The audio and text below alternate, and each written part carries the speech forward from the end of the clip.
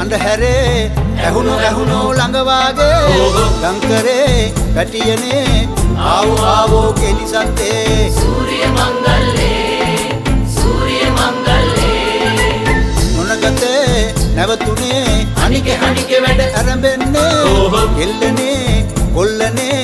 පදිමෝන් ජිල්ලේ තුන්හෙලේ හැඩ අලුත් කරන්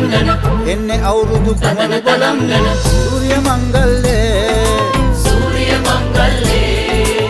නන්ද කලු කුණු මුත්ත පුදන්